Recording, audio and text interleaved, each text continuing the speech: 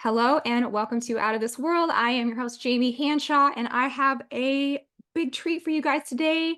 Benny Wills is here with us. Hi, Benny. Hi, Jamie. How are you? Doing very well.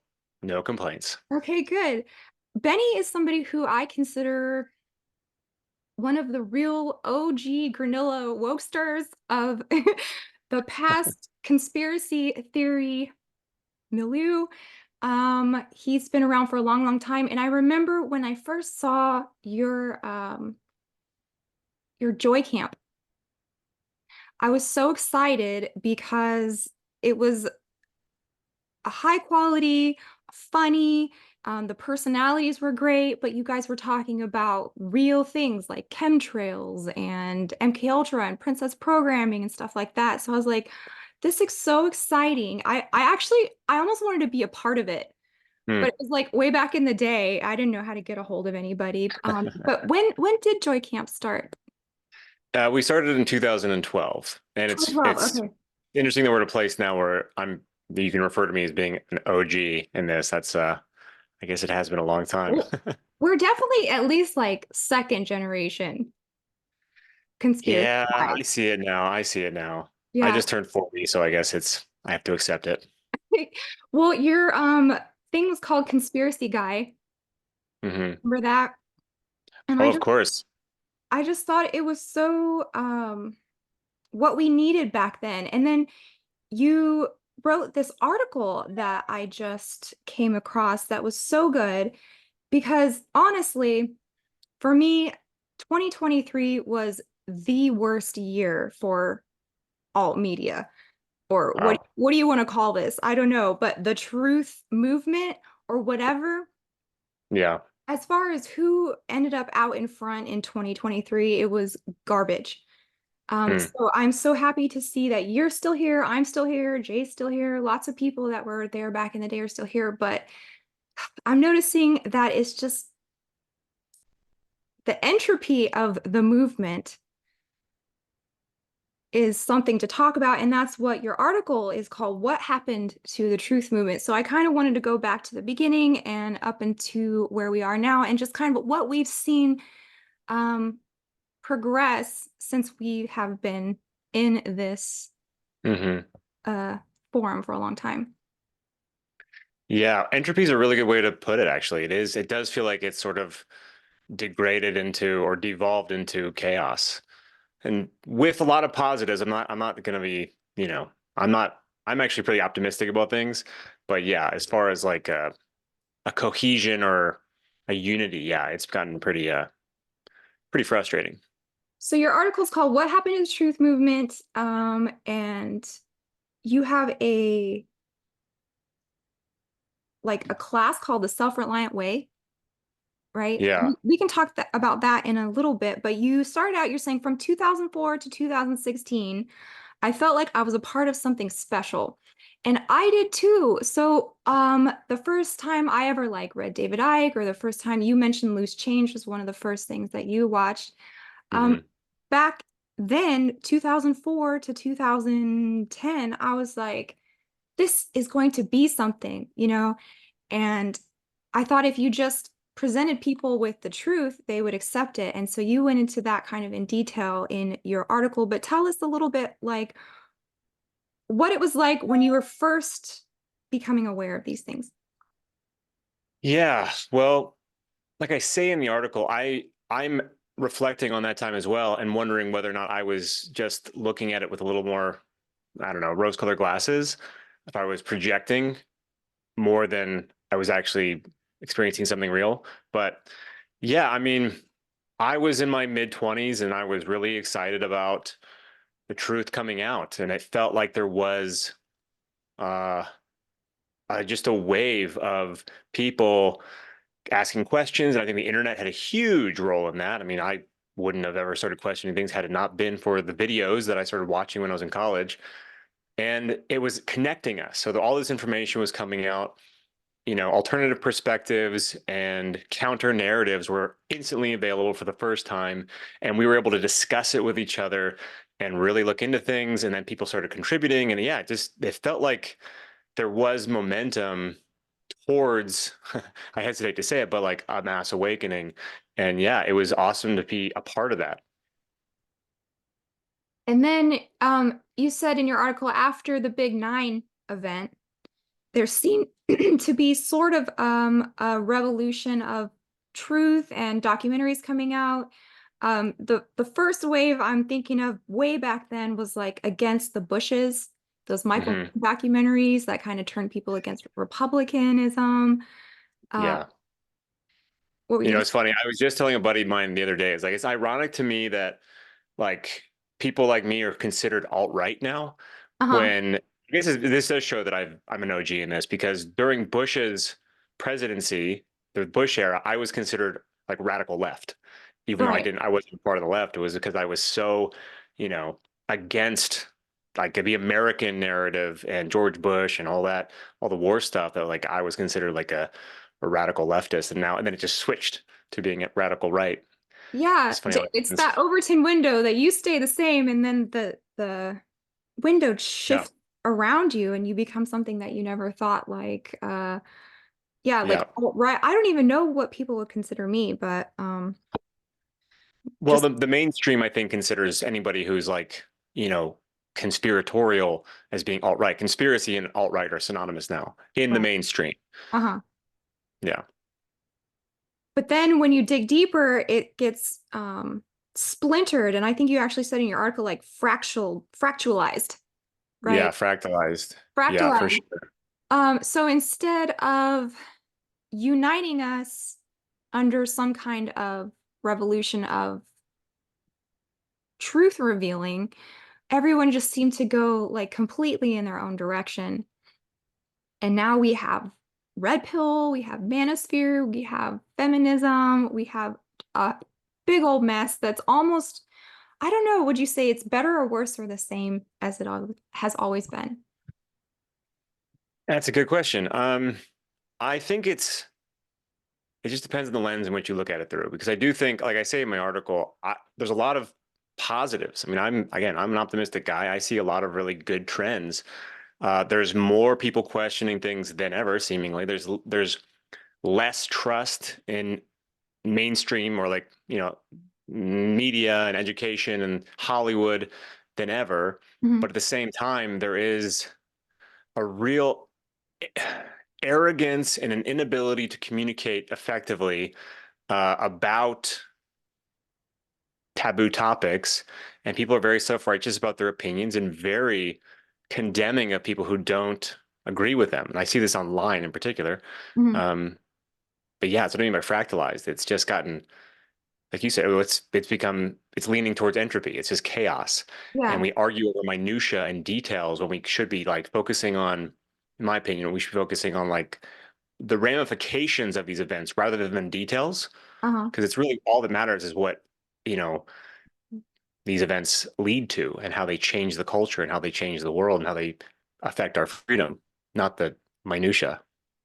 Well, let's talk about social media for a second, because this wasn't really a thing when I started reading and researching. And I guess I had a MySpace. Did you have a MySpace? Yeah. Oh That's yeah. how old we I had, are. yeah, I had a MySpace, and Um, yeah, I mean that's yeah, that was before. So MySpace came online when I was still in college. In fact, I was on Facebook when it was still just a college platform. mm. I'm That's how friends long I've with been. Tom. That's how old I am. Yeah, Tom from MySpace. Remember that? I miss MySpace. Yeah. So there was MySpace, there was Facebook, there was Twitter a little bit later. I think Twitter came out, yeah, a few years later. Yeah. And arguably, these things have a negative impact on relationships. And you mentioned that in your article. It's like you talk to people like you would never talk to them face to face. You Right. say things that you would never say out loud. I used to think that it would be fun to be able to read people's minds. But now, after having the internet, I was like, that would be terrible because after hearing just what everybody thinks in their private thoughts, I'm like, no, that would be torture. Yeah, I think that, I mean, that's kind of like the point of my, I guess, the essay that I wrote, is that we've forgotten how to communicate because we have this this thing in our fingertips that we can talk through while avoiding actual interaction. And so when you take out the human to human actual experience of communicating with somebody, you don't feel how your words are landing. You don't feel what you're receiving from them. It's just, and it's devoid of humanity. And Yeah. it's really easy to misinterpret something, really easy to miscommunicate something. And people say the worst possible things to each other, and then write each other off. And there Mhm. was, and if you were in a room, a lot of these people talking, you probably find you agree on most things. Mhm. And online, it just becomes disgusting and Mhm. really base level, I don't know, nonsense. Juvenile, very Juvenile. That's juvenile. that's a great way to put it. Yeah. Because people leave comments to me that I would never say that to my face because they would feel my energy. They would, feel that comment going into me and then they would feel bad, but they can just type it out, um, Right. steaming it Exactly. without consequences. But there is somebody else on the other side of those comments reading them. And it just cracks me up because people are so judgmental about free content, right? They don't Right. appreciate anything that you do. Yeah. Well, they just they project onto you what they would do if they were you. That's what Yeah. I've discovered after doing this for 10 years. Everyone thinks they have it figured out. And if they were in your shoes, this is how they would behave, but you're not me. Mhm. And you only do what you would do, and I'm going to do what I'm going to do. Mhm. Um, but yeah, the miscommunication is just out of hand. I, I taught a communication program for 3 years, and I started it during 2020, during the pandemic, because I knew that with an event of that magnitude, it was going to have consequences on people's relationships immediately, right? Because Mhm. anytime there's something that's that big, something like that happens, it is a ripple. And divide and conquer is obviously like the oldest trick in the book. Mhm. And I could see that it was going to rip people apart, tear relationships apart. And I also know what it's like to go through the, awakening process. And with an event that big, I knew a lot of people were going to like start questioning things. And when you're in that first phase of seeing things, beyond the veil, you're really angry and you don't know how to communicate. And the Mhm. way that everything's been set up, it's like there's like all these landmines now between us and talking about topics that are, more taboo and conspiratorial. People are trained to like hear buzzwords and triggers so that if you say one thing wrong, they think they know everything about you. Now you're just a crazy, you know, flat earther, Alex Jones, conspiracy theorist, nut job. Like that's That's the true. immediate steps you go to when you hear someone questioning things. But anyway, so in this class that I taught for 3 years, I worked with hundreds of people, and so many of them were struggling with communicating about, the the details surrounding COVID. And when I dig into like the conversations they were trying to have and how they were trying to share information with people, 90% of the time they were doing it through texting, email, or comments on Facebook. Mhm. Like, well, that's your problem. You're not even engaging. Because it's a difficult topic, you're afraid to talk about it. You don't want to confront it. So you're going to take the easier road, which is Mhm. typed communication. But typed communication is actually the worst way to try to convey a point, Mhm. especially when it's with someone you love about something important. And so I think this has actually had a real effect on our entire culture, not just with like taboo stuff, but in general. Mhm. So without the internet and social media, we would not have been able to spread and share these types of things. I mean, could you imagine being somebody like Jordan Maxwell or Bill Cooper, or Ralph Epperson or one of these, first generation guys who had to just put out a newsletter in the 90s and maybe get 1,000 people engaged in it after 10 years of trying to Right. put your information out. So it's like, it's this gigantic double-edged sword where we can Totally. use it for tremendous good, but it's not working out that way right now. So, Yeah. so Like the positives outweigh the negatives for sure. I mean, I uh, definitely, in fact, that my follow-up newsletter that I just put out this past weekend was it's all about the upside of social media. okay. So I think the positives there's more, but the negative impacts are huge because it affects our ability to communicate with each other and it separates us even further. And the more we are isolated and alone and divided, you're going to have a hard time garnering momentum towards, resistance and change. Mhm. So the good news is that like distrust in the mainstream media is at all-time high, right? Yeah. But the societal division because of the social media is almost matching it. And Yeah, and even within like the people who are already questioning things or more likely to question things, they argue me. I mean, I'm honestly so sick of seeing flat Earth debates on Facebook. uh-huh. I'm so sick of it. I don't care, and I'm not even like trying to take a side on it. I'm just so sick of the vitriol that gets thrown up in both directions, and it's Yeah. just nonstop. It's like, is this really helping anything? Are I'm you the same really? way with the gender wars. That's the one thing that really sticks in my craw is that they have pit men and women against each other, and they each have their camp. The feminists have their camp and the MGTOW have their camp, and they're just two sides of the same angry coin, and that goes back to the anger that you were talking about.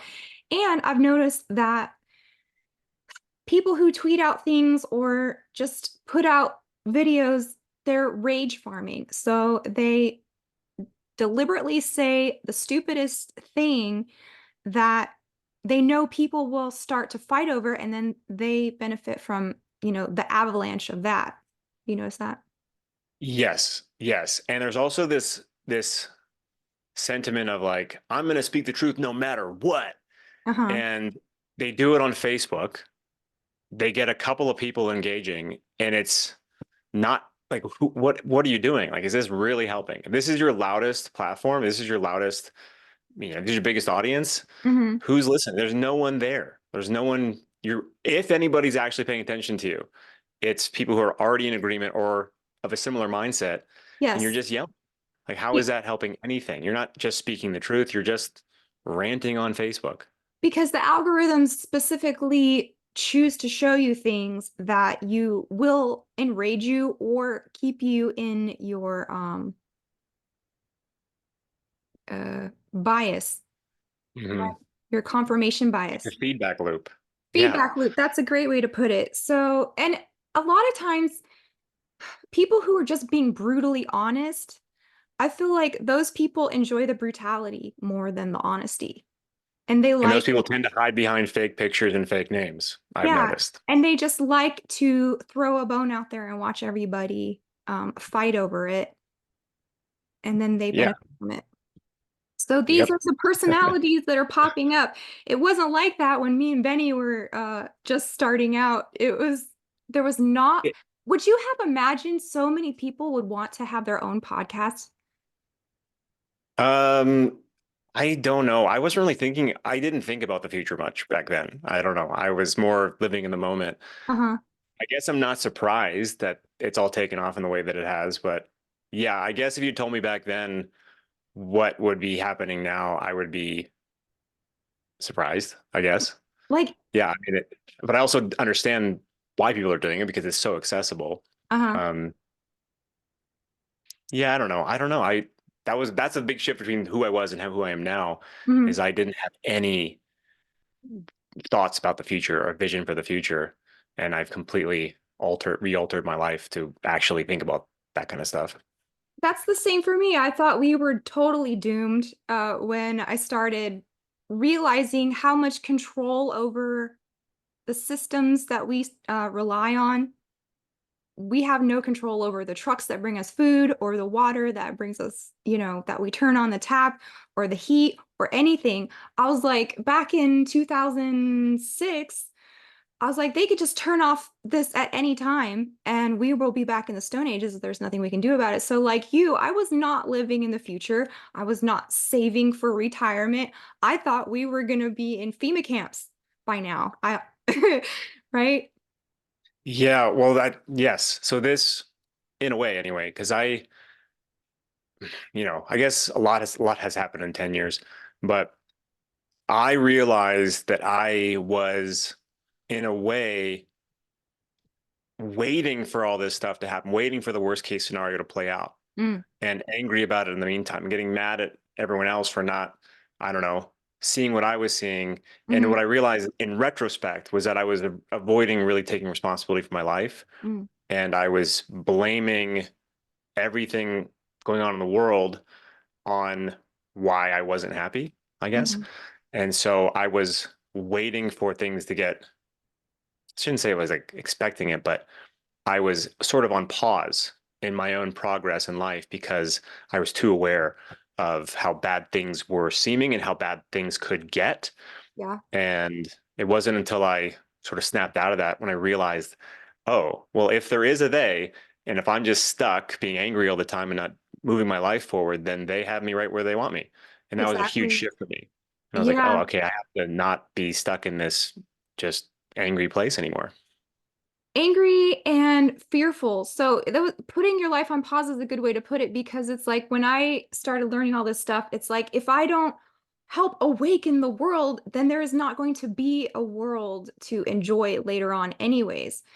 And I think we have made an impact. I think we have staved off some major things, but the the plan seems to keep rolling like clockwork. You know, we just had the COVID and gearing up for something new. And that was really disheartening too, to see a psyop play out in real time.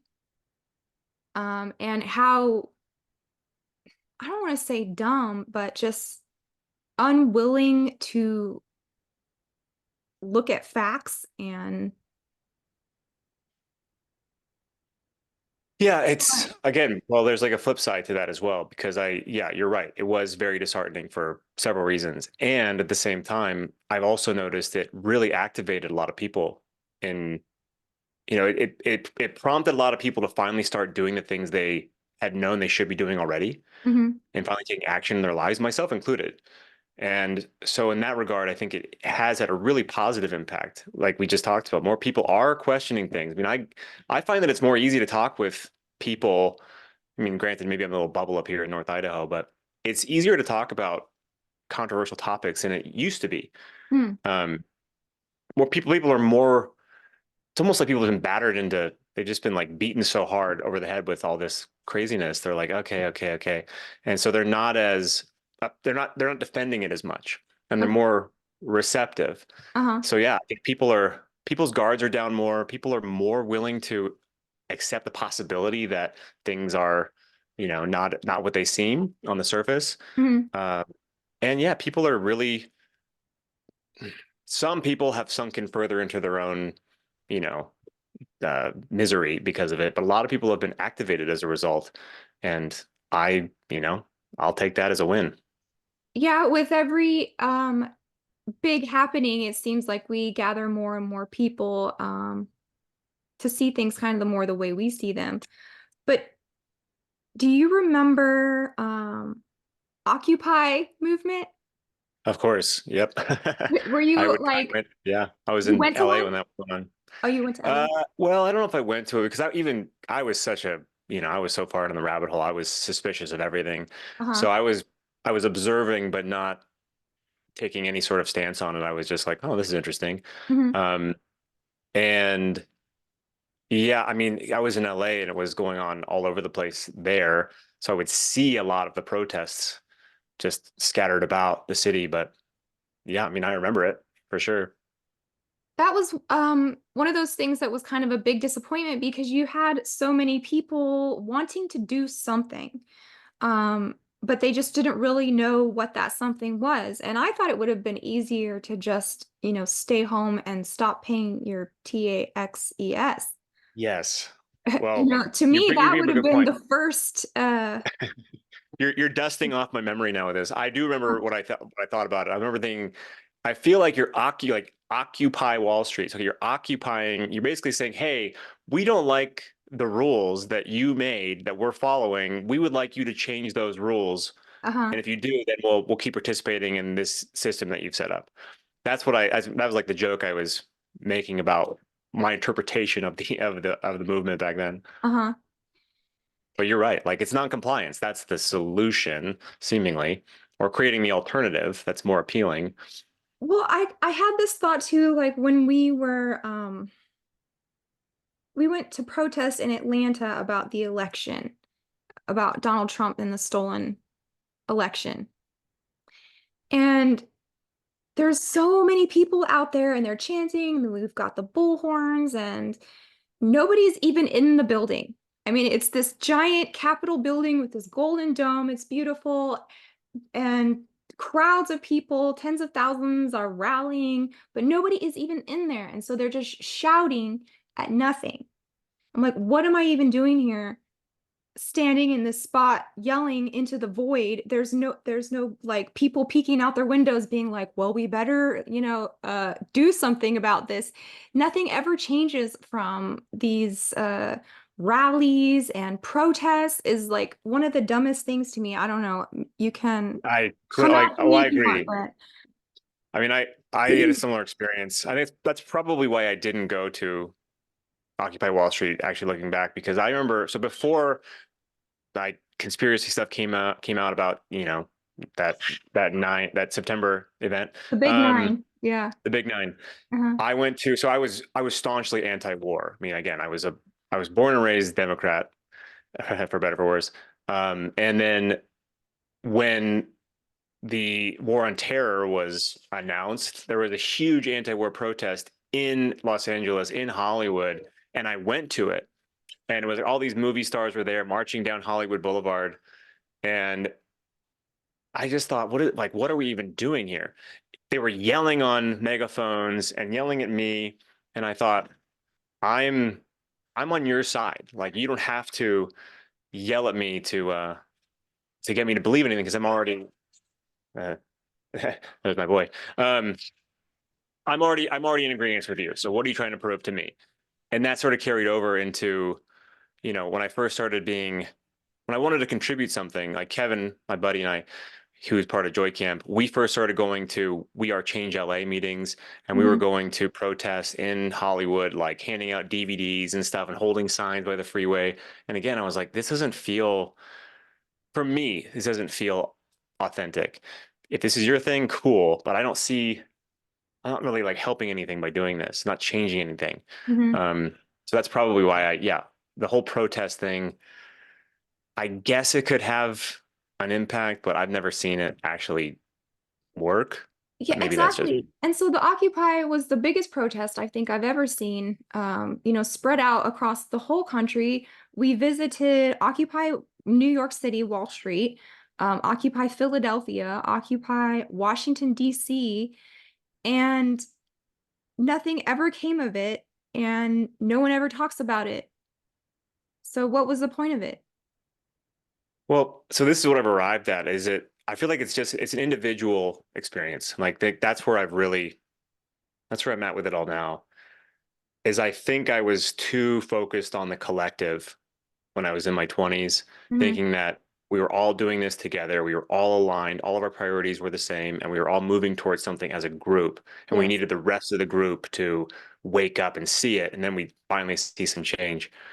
And then here I am, well, I guess 12 years later, and I see it more as this individual responsibility. It's, I can't expect anything from anybody or wait around for people to see what I see. The only thing I am in control of is my own life and my Mhm. own contribution and my own abilities and helping others. So if I want to, I mean, not to sound cliche or corny, but I have to embody that which I want to see reflected in the world.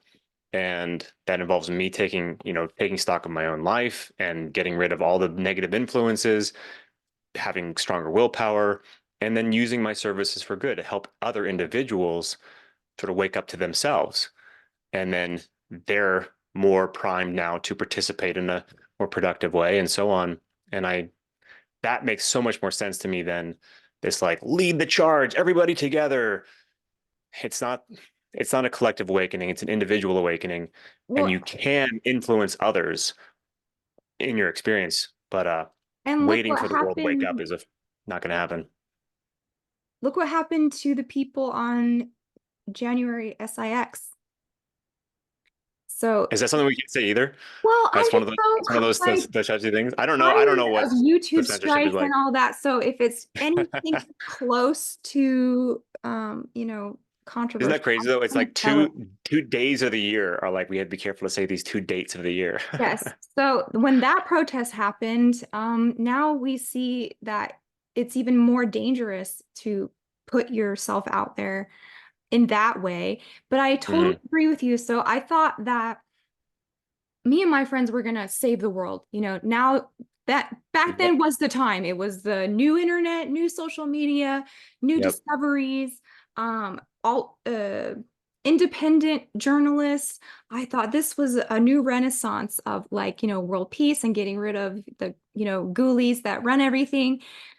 But, it just doesn't change. And then I had to go through the period like you did. And then, I came to the conclusion that, we're not going to save the world. Christ has already saved the world, is saving the world, and is going to save the world. So, like you, it all goes back to your personal responsibility about your own self, right? And that's the only person that you're responsible for Right. at the end of the day, you and your loved ones, right?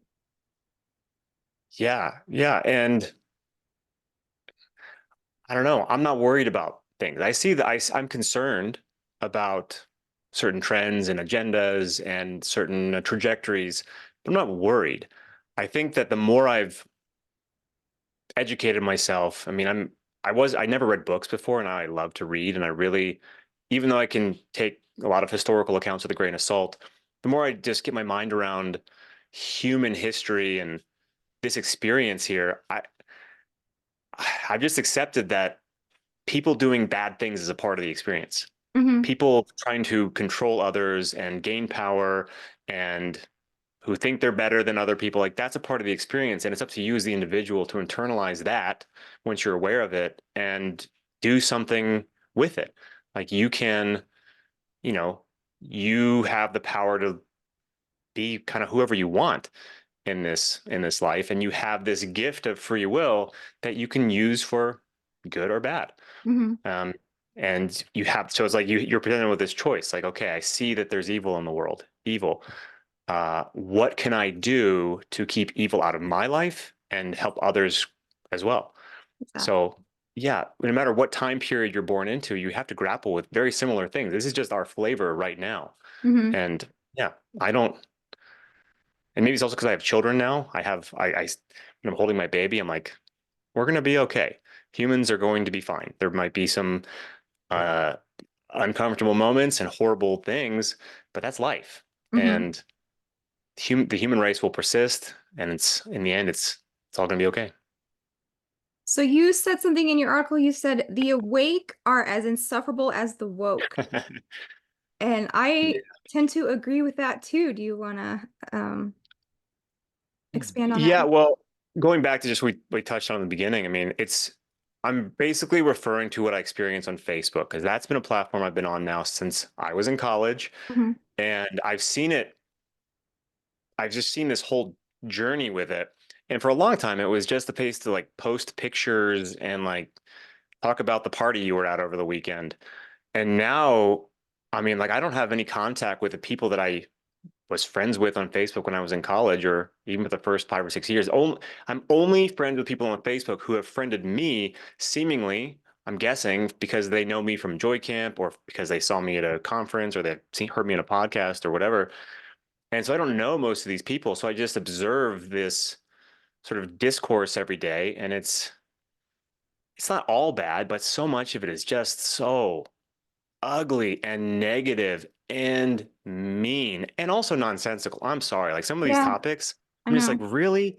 Are we really gonna like, is the hill you're gonna die on cloning or transvestigation? Like, really? Are these the topics that you think are the most important to get to the bottom of? Hmm. Um, that's just a personal pet peeve. But yeah, it's just I really know. this I can't believe what things make it out in front. And I'm like, this is so asinine. I can't believe. there are certain people who think every celebrity, every male celebrity, I'm sorry, every female celebrity is a man. That this celebrity is this one and this one are the same person. Hmm. Um, and and the cloning thing, like so many celebrities have been cloned, and I'm like, I don't know, guys. I mean, I'm pretty far down the rabbit hole. I'm gonna go ahead and say perhaps, Hmm. probably not. But even if so, like, is this really the thing you want to focus all of your energy and attention on, and then get mad at people when they say, I don't think so. Get Hmm. mad at them and then call them a shill. I mean, this is like where we're Oh, at, and yeah. it's really frustrating. If you don't talk about people's pet theory, then you're a shill, right? Right. Yeah. Yeah. I mean, I know, I'm sure you've experienced, I know you have. I mean, just like people will say the most horrible things to you just simply for disagreeing with one of their points or for not accepting like their big, their big theory on something. And then all of a sudden you're part of the Quintel Pro psyop, uh, lifetime actor, fill in the blank. Like I've And experienced this so much. Facebook too is so frustrating because I have the max amount of friends. Like I have 5,000 there. I can't put anymore. You can join my like page, but nobody does that. But I'll post something and Right. I will get zero shares, zero likes, and zero comments. So what is even the point of this place? And Interesting. Yeah. do you still get engagement in Facebook? I don't. Well, I barely engage with Facebook. I only use it from time to time. Sometimes I'll ask a question. Like I use that like when you like a color box and you can put the comment in there. If I want to get some, hive mind perspective on something, I'll ask a question. Uh-huh. Or I'll copy and paste fragments from my newsletter to try to get engagement and get people to, into my funnel, I guess. Um, yeah, it just depends. I mean, I noticed that really what people really respond well to are pictures of my sons, pictures Yeah. of my wife and me. Oh. Uh, but when it comes to more like serious stuff, yeah, there's very little engagement. And I don't know if that's the algorithm or if it's just something else. I don't know. I don't know. I I don't. think Facebook is not as is the. I think it's the worst platform of all the social media platforms. Well, I do too, just because it doesn't even work. I think I've been shadow banned or like turned I off. did notice something. So actually, now that we're talking about it, I did have an article that I posted a chunk of on there a few months ago, and I usually get some engagement on everything I put on there. But I put something on there and it would get nothing, zero. I thought, okay, this is weird. And I left it up for like 3 hours and still no likes, no comments, no nothing. And I was like, okay, what is it about it? And it was because I think I used the term New World Order in it. And it wasn't Oh, even like, it wasn't about the New World Order. It was using that as, I don't even remember the context, but it was like a list of something and almost like off the cuff, like not a, it was a, not it's the focal point of the article. And I think that like set off some sort of like, I got pushed into some sort of invisible purgatory because yeah. I took that out. So I took that out and then I Uh, reposted it and then it got a bunch of engagement. I mean, a lot of engagement, but all I had to do was take out that phrase.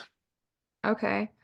And I think I post a lot of things on there that will take you off of Facebook, like go to my YouTube channel or something like that. So that's They probably hate that. I think Facebook hates that yeah.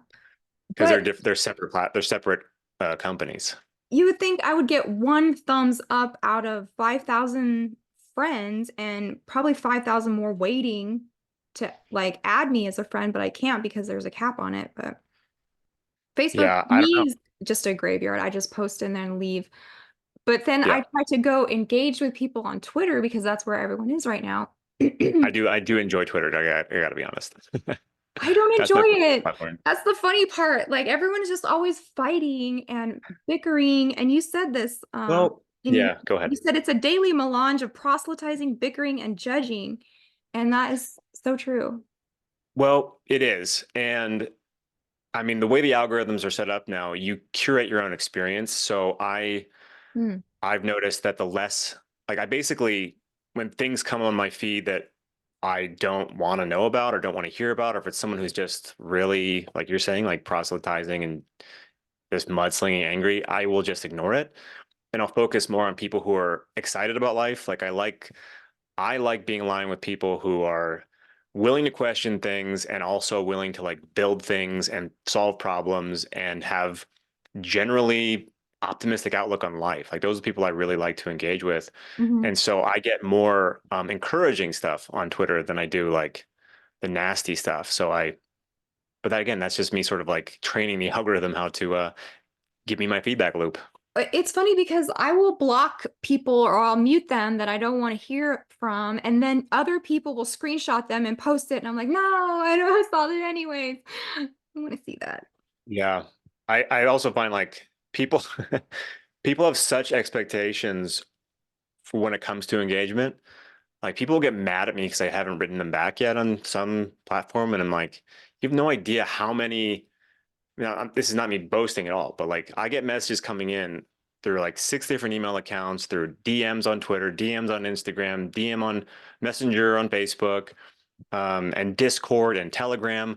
If I didn't see your message, it's not because I don't like you. It's because I just didn't see your message. But they take it personally and they like will attack me for, ignoring them. Like, whoa, you don't get it. That is something I'm terrible at, is responding, because it is so overwhelming. Like you said, like which inbox and who is this person? They could be crazy. They could be a dog. Who knows? On the internet, it could be whatever. And Yeah. so you have to really choose how you spend your time replying, because it just could lead to nowhere. So, oh man, Yeah. there's like, I thought there would be this 100th monkey thing back in, you were talking about the golden age of alt media was like 2010. When they were talking about trivium and grammar and logic and the quadrivium and, Yeah. big brain people things. Um, That seems to be gone now. The it's critical thinking gone. is, well, that's the thing. People think they're critically thinking Yeah. just because just because they don't believe the news, because they take the contrarian take, but that's not critical thinking. That's just taking the contrarian take. Critical thinking actually involves gathering all the information and analyzing all of it before you come up with what you want to say about it. You've done your homework, but people jump to conclusions, say irrational things, pose opinions as if they're facts, and yeah, they are not critically thinking at all. Hmm. So now I've sort of shifted my approach. Before I was like, let's pump out as much content as we can and try and like shake people out of their, web of lies. But I've really dialed it back, especially since, joining the church and getting married and everything. I'm no longer like on a mission to save the world. I'm on a mission to save myself, not in a selfish way, but like just that my salvation is my responsibility first and Mhm. foremost, and how I treat people and how I, put Yeah. love into the world. Um, so Yeah, I believe that. I think your self-development is your greatest gift to the world. And yeah, that's something I've arrived at. The more I improve my own life and overcome the things that don't serve me, and I can regain control over my own free will, make the right decisions when I need to, and humble myself and be a good person, yes, that makes me a better person for everybody else. So that's one of my core beliefs is that self-development is the best offering to the world. be the change you want to see, right? So we're shifting from collective to individual responsibility here. Um, you had this really great quote. Let me look it up on your article about when you try to approach people with these kinds of things. Who is it? Francois Felanon? Who's that? Hmm. I think he was an archbishop or something in like the 17th or 18th century. Okay. So he said no one can possibly behave above his own level of understanding. And this is like where we'd really backed off trying to cram things down everybody's throat that we came across. Everybody's in a different place, right? So Mhm. don't expect people to do any better than they are compelled to do at their present level. I thought that was really poignant. And Mm. you also, well, this guy is quoting Jesus also. He said, Jesus explained this law by saying that we should not cast our pearls before swine, right? Hmm. Um, So just meet people where they're at, and that's kind of the approach that I have been taking lately because I Right. already feel like we're in overtime. It should it could have ended already, but it didn't. So now we're just like hanging out here way past our the doomsday. Like it was gonna be over in 2012. Remember when the Mayan calendar and all that? So we've Oh lived yeah. through all of these like little apocalypses. I'm done with like the doomsday scenario now. Yeah. Yes. And that quote is, I mean, like I say, and I think the next line, like that is the cornerstone of my communication approach.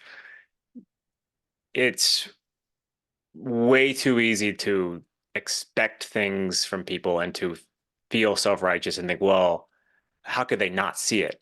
Well, what's obvious to you is not obvious to everyone else. And you have to meet with them where they're at. If you want to just waste your time and energy trying to wake someone up specifically, you probably will just waste your time and energy. But Hmm. there are ways. I mean, there are ways to reach people that are guarded and blocked. But there's also a point at which you have to just say, okay, I'm going to walk away. Hmm. And I think a lot of people have a hard time with that because they love the people they want to reach. They see them falling into these traps. They see them, saying yes to things that might be really bad for their health and longevity. But, again, free will, like you cannot force people to change. Well, and You can lead by example, you can offer some assistance, and you can try. And again, if you do want to engage that way, don't do it through text, don't do it through email, do it through heart to heart communication and do it with love and not combative. Don't go in there with like, your tool belt full of all the facts and info and articles and stuff and videos they need to watch. Just go in there and like be real yeah. and focus on the rapport, ask good questions and listen to them and don't just lecture them. And maybe you can actually gain some ground. And we have been gaining ground a lot.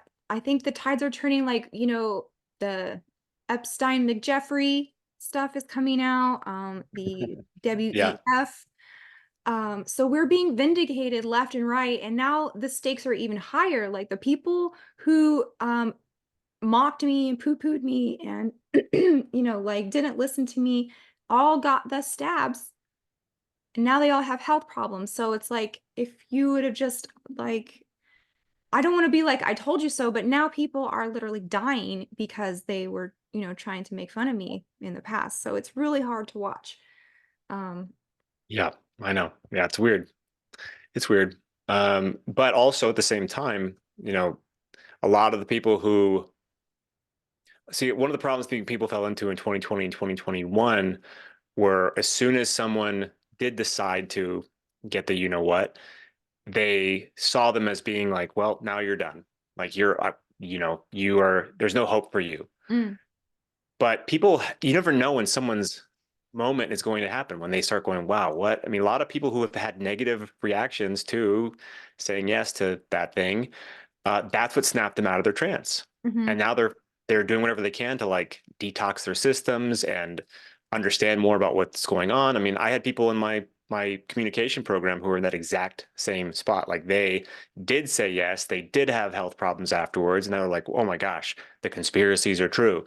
And that's what set them off. So to like just write someone off because they said yes, you never know what, what's in store for that person on their journey and what might, um, you know, cause them to start thinking about things more critically. mhm. Better to assist them on that journey than to write them off and to condemn them and, you know, be angry. The anger part. That's a really good point. So what is parrhesia? Is that how you say it? Yeah, it's Parrhesia. Parrhesia. That was the name of the program I did, and it was a communication class. And it was Parrhesia, the art of communication. Parrhesia means to speak freely or boldly, Mhm. and it also means the ability to speak truth to power. Okay. And since so many people don't know how to communicate effectively, they're not going to be able to effectively communicate truth to power. Um, I did that for 3 years, and it was a very successful endeavor. I mean, I got to meet a lot of people, really work with a lot of people who were really struggling during, the COVID era. Mhm. But that led to a new project that I think that's just a little more on the nose, a little more hitting the bullseye as far as what I see as, underlying issues for people. Um, and I do that now. That's called the self-reliant way. Is that a course that you could take on Richard It's Grove's a book? course and it's a coaching program complemented by a course. Okay. And it branched away from Parrhesia because I did Parrhesia for 3 years and I did it in seasons and people could sign up to do a workshop. So it was like a communication workshop. And with working with so many people over those 3 years, it just became very clear to me that communication was an issue, but the underlying problem for so many people is just lack of fulfillment in life and Hmm. just feeling stuck and feeling purposeless and not knowing how, almost being so overwhelmed by their awareness of the problems, kind of like I was at a certain point. They've they've reached a point where they're unable to move in any direction. They're just like stuck. And a Hmm. lot of them are addicted to some substance or other.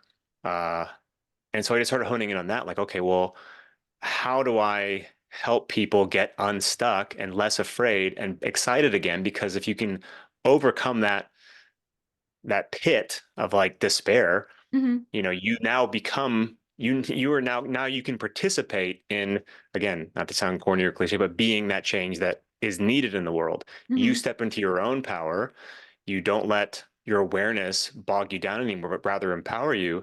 And now you can, so basically I'm helping people live with purpose. Like that's the bottom line, helping them get excited about their lives, reach their own potential that I think is woven into their DNA, and do something with their Hmm. lives and help, and not just go to a protest or start a podcast, but actually like figure out what it is that you can offer Yeah, that's unique to you with your talents and skills and experience, and step into it and help people, that's great because that's because how we change the world. a lot of people, when they start to wake up like I did, you just sort of go into this like conspiracy purgatory or limbo. Like, I don't know what's going to happen to this year to the next. So that's perfect that you have. Well, they think they need to be someone like Jay or James Corbett. They think they have, like, that's the natural next step. Like, well, that was their natural next step. Right. But it doesn't have to be that for you. Just because you're not doing that doesn't mean that you're doing something wrong. You Yeah. need to do what you can do that's unique to you. And if that ends up being a podcast or a YouTube channel or a BitChute channel, I guess, or whatever, great. But you have all the resources you need to uniquely express who you are in a way that helps others and helps yourself in return. I think that's what it's all about. Yeah. And You the know, more confident you are, you're feeling good about yourself, you're less afraid. You're less intimidated by things. If you like choose to face your own, like, the fears in your personal life, not just the fears of what the government's up to, but like things you're afraid of. If you're afraid of criticism or being poor or anything, if you can actually like face these things and overcome them, well, now you're going to be more confident in everything you do. Mhm. And the more confident you are, the more you can, you know, live a good life and help others improve theirs. I mean, to me, Yeah. it's like a simple formula, but a lot of people aren't doing that yet. So that's what I'm doing now. We want to see conspiracy guy thriving in Well, despite the new there world order, right? there is so the conspiracy guy character. Anybody who doesn't know, go check it out on Joy Camp. All those videos are still online, miraculously.